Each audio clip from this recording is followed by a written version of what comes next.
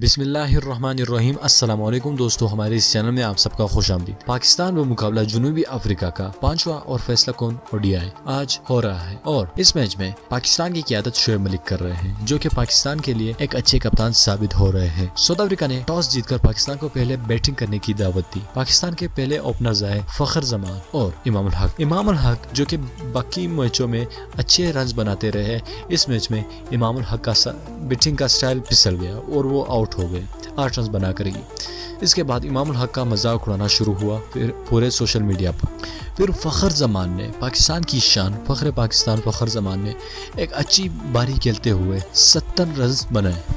10 चौकों की मदद से 73 बॉलों पर फखर जमान ने 70 रन बनाए। इसके अलावा बाबर आजम ने 26 स्कोर बनाए और अच्छे बैटिंग का मुजाहिरा किया।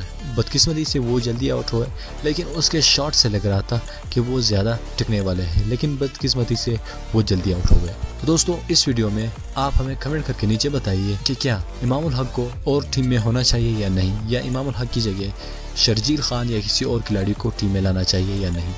आप हमें कमेंट करके ज़रूर बताइए और साथ ही हमारे इस चैनल को भी सब्सक्राइब करें ताकि आपको हर आने वाली नई वीडियो के अपडेट्स वक्त पर मिल सके। मैं मिलता हूँ आपसे अगली वीडियो में, तब तक के लिए मुझे इजाज़त दीजिए। अल्लाह हाफिज़।